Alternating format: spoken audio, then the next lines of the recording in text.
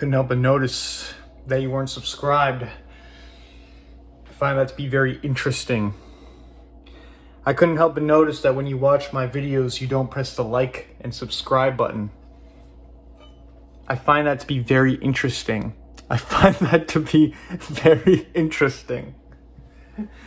Just something I noticed, no big deal. Anyway, welcome to another cool video. Today, we're gonna talk about the idea of positivity. So, there's two kinds of positivity. There's positivity in the sense that you are optimistic and friendly and extroverted, you have a friendly demeanor about you, you smile, you give people good feelings, you feel good yourself, that kind of positivity. And then there's positivity in another sense.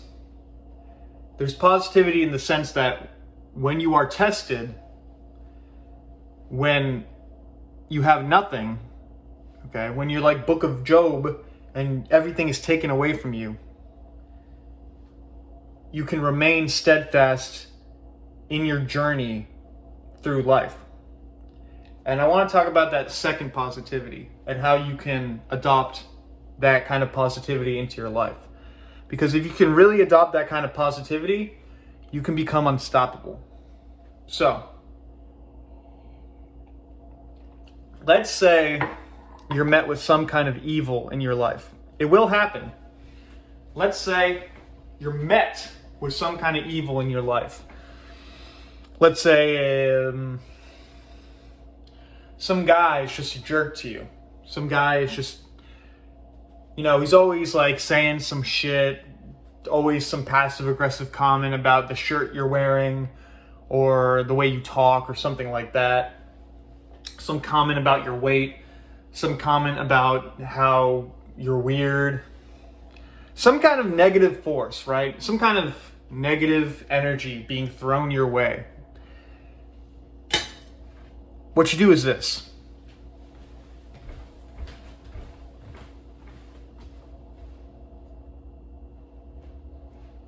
Did you see what I did there? Did you notice how I wasn't yelling at him? How I didn't really fight back? Did you notice that I didn't like get emotional or anything like that? Watch again. Let's say you ask a girl out, right? And she goes, "No, you're fucking ugly, get away from me," right? Here's what you do.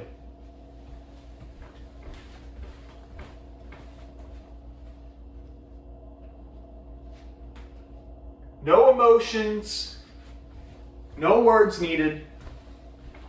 All you have to do is simply walk away. Now, that's easy enough when it's people, right? Or situations that are evil. But let's say the evil is in you. Let's say the evil is in your heart, right? Right here in your heart. Let's say the evil's in your heart. Or maybe it's in your mind. Maybe the evil's in your mind. Whatever the case, the evil is within. So what do you do about the evil within? You can't just walk away because it's in you. It follows you around. It's like a storm cloud that is constantly hovering above your head, and there's rain and thunderstorms, and it leaves a puddle of water everywhere you go. What do you do about that kind of evil? Because that kind of evil will fuck you up if you're not careful. Well, you can't just walk away, unfortunately. But what you can do is you can tell it to shut up, right? The evil that's within you, you can't walk away from it, but you can tell it to shut the fuck up. And I recommend you do that. So anytime you have a negative thought about yourself or about other people, I would say even especially about other people, but anytime you have any kind of negative thought, any negative thought you ever have, right? You tell it to shut the fuck up. You go, hey, shut the fuck up. Shut up. I don't want to hear from you anymore. Shut up. Or else I'll do something drastic.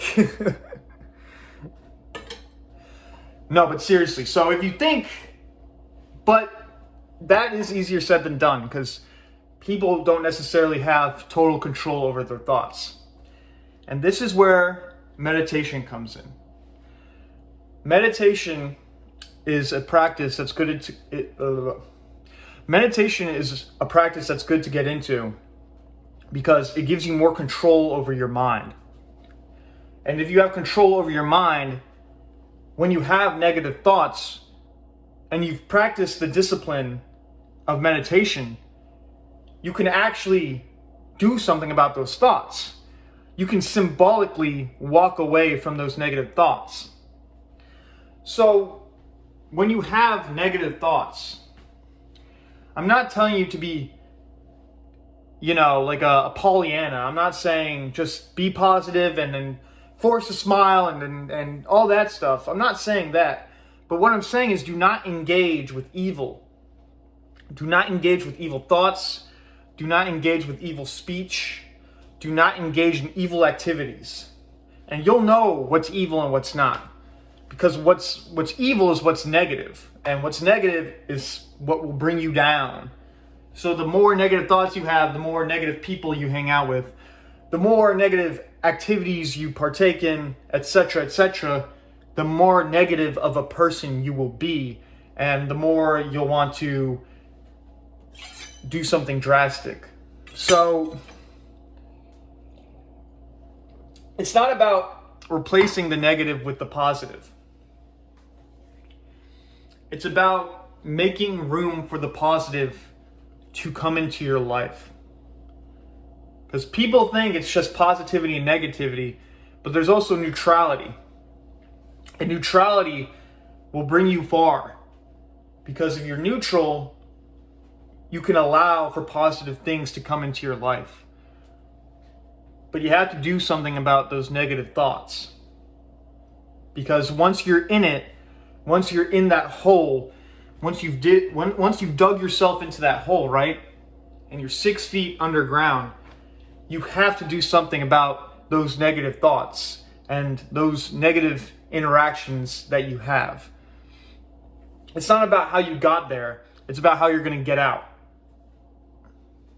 And so it is kind of like a scale. If you're a negative person and you have a lot of negative influence in your life, you're starting down here. And the positive is up here. So you need to kind of make your way up to the positive.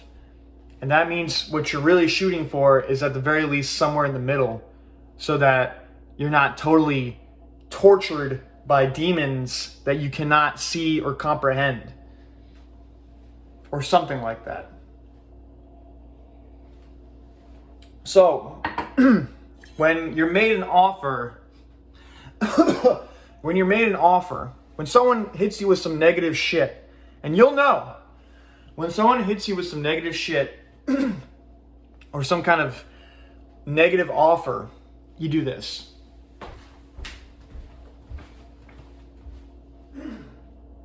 And when you have any kind of negative thought about yourself or about someone else or about the world, you go like this. Shut the fuck up. Shut up. Get out. Be gone, demons. Or some variation of that. And if you can do that efficiently, authentically, then you will get to the point that nothing can stop you. It's like a garden, right? Your brain is like a garden. And there's just soil, right? And that's your brain when it starts out. There's just soil. And negative thoughts and negative experiences are like weeds and poisonous plants and, all that kind of thing. And you got to start plucking those weeds, and you got to start You gotta start burning those plants that don't do you any good, that are poisonous. And the thing is if you try to plant positive thoughts into your brain while the negative thoughts are still there, all that's going to happen is that the negative thoughts are going to destroy the positive ones because they're stronger in some sense. They're stronger. But if you can get rid of those negative thoughts and you can lay the foundation, this is neutrality, and you can lay the foundation for new groundwork, that's when you can start planting positive things. And the negative thoughts will always come back. In the same way, a garden will always have weeds. But you have to keep maintenance on your brain garden. Does any of that make sense? I'm just rambling, okay? I have schizophrenia. I don't have schizophrenia. That's a joke, all right? I don't have schizophrenia. Anyway, thanks for watching.